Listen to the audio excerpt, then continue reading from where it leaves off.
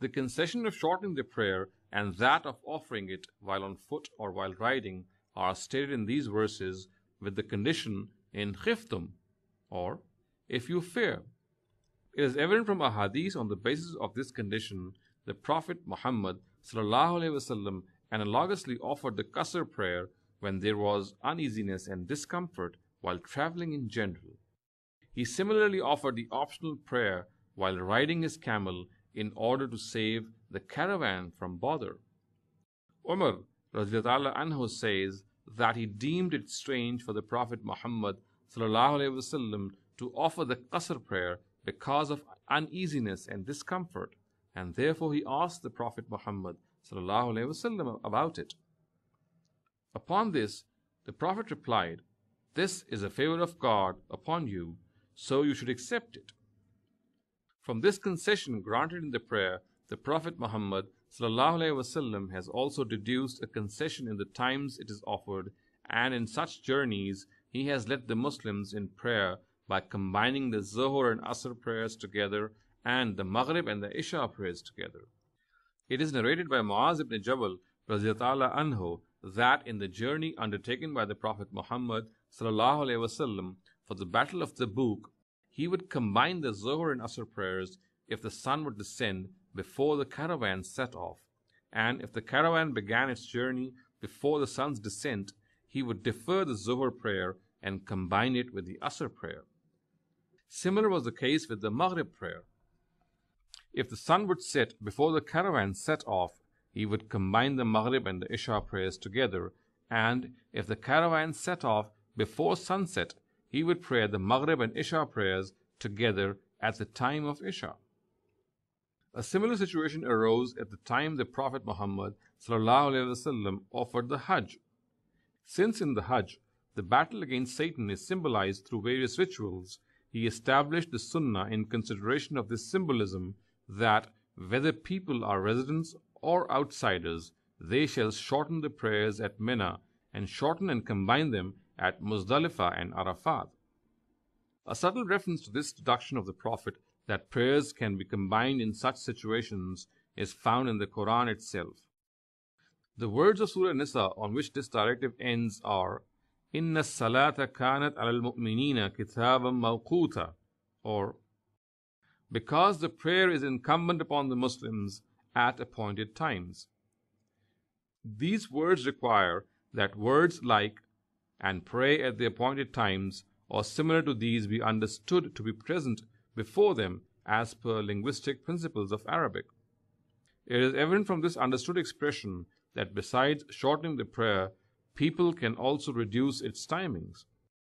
Consequently, the succeeding words are that once peace is restored, Muslims should pray the full rakat and pray at the appointed times, because the prayer is incumbent upon the Muslims at appointed times. In the lifetime of the Prophet Muhammad ﷺ, an important issue was that no Muslim could have tolerated to have been left out from a prayer that the Prophet led right in a battlefield. Every soldier desired to pray behind him. Though this was a very natural desire, it was essential that proper arrangements of defense be made in the battlefield. One solution to this problem could have been that the Prophet Muhammad ﷺ pray 4 rakat and the army be divided into half, with each half praying 2 rakat behind him. At some instances, this solution was adopted as well. However, to save the Prophet Muhammad ﷺ from difficulty that this way could have created, the Quran suggested another way. The Prophet Muhammad ﷺ as the prayer leader and all the soldiers should shorten their prayers, and each half of the army should pray 1 rakat behind the Prophet Muhammad ﷺ and pray the other rakat by themselves. Consequently, the first half, after completing the first rakat, including its prostrations, should retreat and take up the task of defense, and the other half should now stand behind the Prophet to pray in the Prophet's second rakat. The Quran says, وَإِذَا كُنْتَ فِيهِمْ فَأَقَمْتَ لَهُمُ الصَّلَاةَ فَلْتَقُمْ طَائِفَةٌ مِّنْهُمْ مَعَكَ وَلْيَأْخُذُوا أَسْلِحَتَهُمْ فَإِذَا سَجَدُوا فَلْيَكُونُوا مِنْ وَرَائِكُمْ وَلْتَأْتِ ثَائِفَةٌ أُخْرَى لَمْ يُصَلُّوا فَلْيُصَلُّوا مَعَكَ وَلْيَأْخُذُوا حِذْرَهُمْ وَأَسْلِحَتَهُمْ وَدَّ الَّذِينَ كَفَرُوا لَوْ تَغْفُلُونَ عَنْ أَسْلِحَتِكُمْ وَأَمْتِعَتِكُمْ فَيَمِيلُونَ عَلَيْكُمْ مَيْلَةً وَاحِدَةً وَلَا جُنَاحَ عَلَيْكُمْ إِنْ كَانَ بِكُمْ أَذًى مِّن مَطَرٍ أَوْ كُنْتُمْ مَرْضَىٰ أَن تَضَعُوا أَسْلِحَتَكُمْ وَخُذُوا حِذْرَكُمْ إِنَّ اللَّهَ أَعَدَّ لِلْكَافِرِينَ عَذَابًا مُهِينًا فَإِذَا قَضَيْتُمُ الصَّلَاةَ فَاذْكُرُوا اللَّهَ قِيَامًا وَقُعُودًا وَعَلَىٰ جُنُوبِكُمْ فَإِذَا اطْمَأْنَنْتُمْ فَأَقِيمُوا الصَّلَاةَ إِنَّ الصَّلَاةَ كَانَتْ عَلَى الْمُؤْمِنِينَ كِتَابًا مَوْقُوتًا. And O Prophet, when you are among them and stand to lead them in the prayer in a battlefield, then let one group stand behind you such that they are armed with their weapons. Then after making their prostration, let them withdraw to the rear, and then let the other group who have yet to pray come forward and pray with you, and let these also be armed with their weapons. These disbelievers desire that if you even slightly desert your arms and your gear, they attack you united together. But it is no offense for you to put aside your weapons if you are inflicted with heavy rain or are stricken with an illness, though you should still take necessary protection, and you should be certain that God has prepared a humiliating punishment for the disbelievers. So when the prayer you have offered in such a manner ends, remember God standing, sitting, and lying down in whatever circumstances you are in. So when the circumstances become peaceful, offer the full prayer, and for this pray at the appointed times, for the prayer is incumbent upon the believers at the appointed times. Surah number 4, verses 102 and 103. It is evident from the narratives that various ways were adopted to offer the rakat, which each half of the army had to offer on its own as per this directive. At one instance, the Prophet Muhammad ﷺ waited until those behind him completed their rakat and then withdrew, and at another instance, the army later completed the rakat. There remains no need to state the details of this, because this measure, as is evident from the words وَإِذَا كُنْتَ فِيهِمْ, or when you are among them, related to the presence of the Prophet Muhammad ﷺ. After him, neither can the desire to pray behind one prayer leader be as strong nor as important. Today, if there does arise a possibility of congregational prayers in such circumstances, then soldiers can easily pray behind different prayer leaders. 10. The congregational prayer.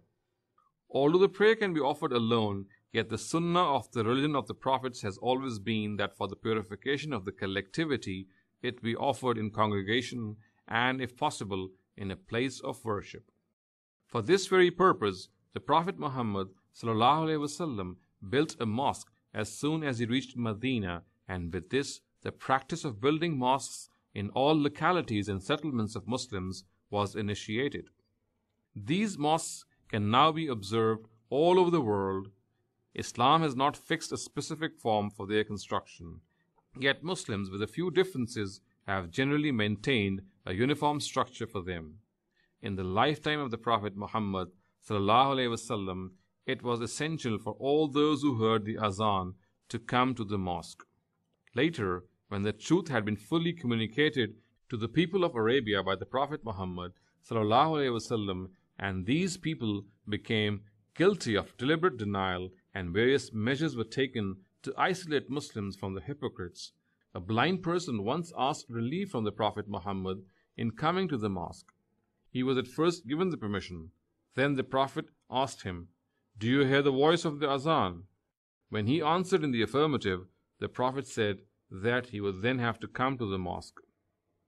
On this very occasion, the Prophet Muhammad ﷺ warned people, "I would like to burn the houses of those who do not come for the prayer, and would like to have them thrown over these people." It is narrated by Ibn Masud radiallahu anhu that even the sick in those times would come to the congregational prayer by limping on the shoulders of two people. Obviously, after the departure of the Prophet Muhammad ﷺ, the directive of coming to the mosque for the congregational prayer is not incumbent upon the Muslims. However, this is a highly rewarding practice, earning the blessings of the Almighty. Thus, a Muslim should not deprive himself of this without any valid reason.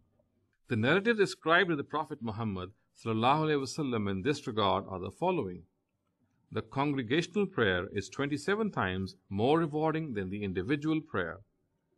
Al-Bukhari, Al-Jami' Sahih, page 106, hadith number 645. If people knew how highly rewarding reaching the mosque at the time of the azan is, and standing in the first row is, and for this they had to cast lots, they would have done so. And if they knew the reward of outdoing others for the Zohar prayer, they would have done so. And if they knew the reward for the Fajr and the Isha prayers, they would have reached the mosque even if they had to drag themselves for this. Al-Bukhari, Al-Jami' Sahih, page 107, hadith numbers 653 and 654. A person who prayed the Isha prayer in congregation is like a person who stood for worship till midnight, and a person who prayed the Fajr prayer in congregation is like a person who spent the whole night standing in worship. Muslim, Al-Jami' Sahih, page 264, hadith number 1491. Women, however, are exempted from this directive. For them, the sunnah is that they can come to the mosque for the prayer, but the prayer offered at home is better for them. The Prophet Muhammad ﷺ is reported to have said, "Do not stop your women from coming to the mosque, but they should know that it is more appropriate for them to pray at home." Al-Bukhari, Al-Jami' Sahih, pages 140 and 141, hadith numbers 865 and 873. Following is the way which has been prescribed by the Shariah for offering the congregational prayer. 1. Before this prayer, the azan shall be called so that people are able to join the prayer after hearing this call. The words which the Prophet Muhammad ﷺ has prescribed for the azan are Allahu Akbar, Ashhadu an la ilaha illallah, Ashhadu anna Muhammadan Rasulullah, Hayya ala salah, Hayya al falah, Allahu Akbar, La ilaha illallah.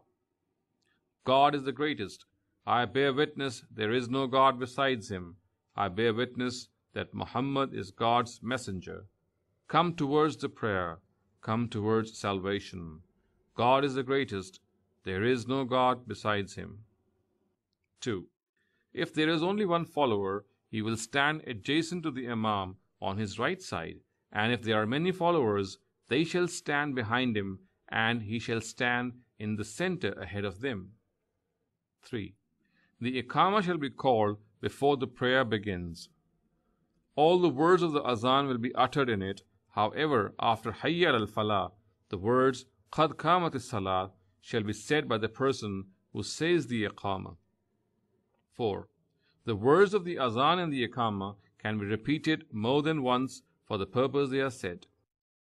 This method of the congregational prayer has been given to us to the Ummah's consensus and perpetual adherence. The details of this method, which are mentioned in various narratives, are presented below.